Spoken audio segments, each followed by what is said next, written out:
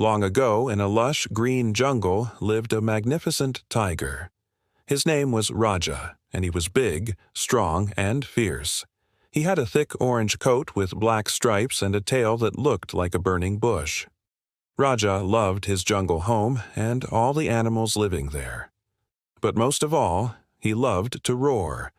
From atop his favorite hill, he would let out earth-shaking roars that echoed through the tall trees. He roared when he felt like it, whether to announce his presence or for no reason at all, and all the animals were used to it. The deer in the meadows, the monkeys in the canopy, and the crocodiles in the river knew Raja's roar very well. They knew it meant he was around, but they didn't know what it meant. One day, Raja was taking his usual stroll through the jungle when he came across two young tigers practicing their hunting skills. They pounced and tumbled over each other, trying to pin each other down. Now, Raja wasn't a mean tiger, so he decided to join them and teach them how to be better hunters. As the three tigers ran through the underbrush, Raja let out a loud roar. "This is how to hunt," he said proudly, with a mighty roar that strikes fear into their prey. But the two young tigers stopped and looked at him with confusion. "Why would we need to strike fear into anyone?" one of them asked. "We just want to learn how to hunt and catch our own food." Raja couldn't believe what he was hearing. "Don't you understand? A tiger's strength isn't just in its claws and teeth. It's in its roar. It's what makes us the kings of the jungle." But the young tigers shook their heads. "We don't want to be kings by scaring everyone," one of them said. "We just want to live in peace." Raja was shocked. He couldn't believe that these young tigers didn't understand the importance of being feared. "You are tigers," he said, his voice shaking with anger. "It is in our nature to be fierce and strong. To be anything less is to be weak." But the young tigers just looked at each other and then back at Raja. "We may be tigers," one of them said, "but we don't have to be like you. We can choose to be different." With that, the young tigers turned and walked away, leaving Raja all alone in the jungle.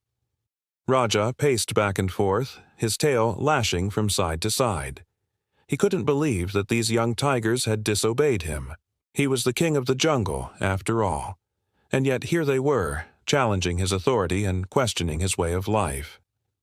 "They will learn," he muttered to himself. "They will see that I am right." But Raja never got the chance to prove himself. A few days later, a group of men arrived in the jungle with axes and saws.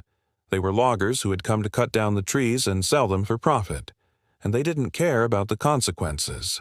They just kept cutting and sawing until half of the forest was destroyed.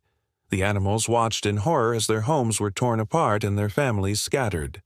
The rivers that had flowed with fresh water turned into dry, cracked paths. The meadows where the deer used to graze became dusty wastelands, and the once proud elephants could do nothing but watch as the jungle they knew disappeared. Fear spread through the jungle like wildfire. The animals were scared and confused and didn't know what to do next. Days turned into weeks, and the jungle grew more and more barren. The animals grew weaker and weaker, and the sun beat down on them mercilessly. One day, Raja was drinking from a small puddle when he heard a cry for help. He turned around and saw a baby monkey dangling from a tree. Its mother was desperately trying to reach it, but she was too far away and the little monkey was getting weaker by the second. Without thinking twice, Raja jumped into action. He quickly climbed up the tree and scooped the baby monkey into his mouth. Then he jumped down and placed the little monkey in front of its mother. "Take care of your baby," Raja said. "I'll go get some water." And with that, he headed to the nearest river. But when he got there, he found that it was dry. He looked around and saw that all the rivers had run out of water, and the animals were in desperate need of help. Raja knew he had to do something, but he wasn't sure what. He was the strongest animal in the jungle. Yes, but how could he use his strength to help others? He paced back and forth, his head held high in thought, when suddenly he remembered the elephants. Elephants were known for their strength and wisdom. Surely they could help the animals. So Raja went to find them. But when he did, he found that they were sad and hopeless. "There is nothing we can do," said the old matriarch. "The rivers are dry and the jungle is dying. We are too weak to save them now." Raja looked at the elephants, then at the dry riverbed, then back at the elephants. He took a deep breath and let out a loud roar. "I may not have the strength of an elephant," he said, "but I am fast. I will go to the mountains and look for water. You must help me carry it back." The elephants looked at Raja in surprise. They couldn't believe that he, the tiger who had always boasted about his roar, was now asking for their help. But they knew they needed all the help they could get. So they agreed, and so Raja set off to the mountains. He ran as fast as he could, his eyes scanning the landscape for any sign of water. Finally, he saw it. A small stream trickled down the mountainside, sparkling in the sunlight. Raja raced towards it and lapped up the cool water, then drank his fill.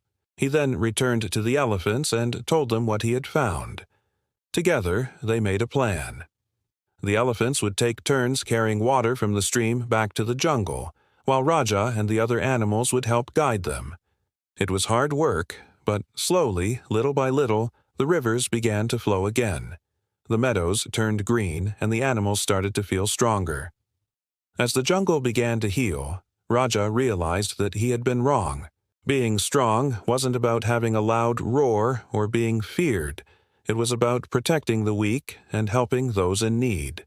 He had spent his whole life boasting about his roar, but it was only when he stopped roaring and started listening that he truly became strong. From that day on, Raja was known throughout the jungle as the king who cared, not the king who roared. The animals respected and loved him, and he was happy. He finally understood what it meant to be a true leader.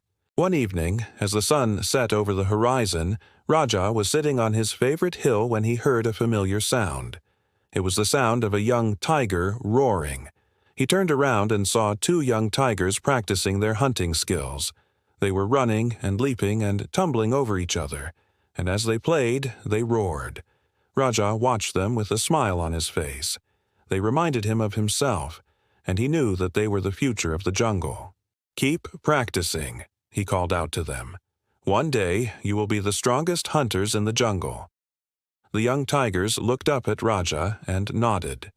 Then they went back to playing. And as Raja watched them, he knew that the jungle was in good hands. He had been a foolish tiger, he thought, wasting his strength on empty boasts. But now the young tigers were learning from his mistakes.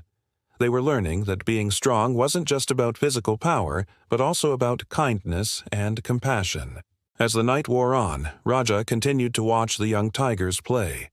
He knew that they had a long way to go, but he also knew that they would become great hunters someday. And he was happy to see that the jungle was continuing to thrive.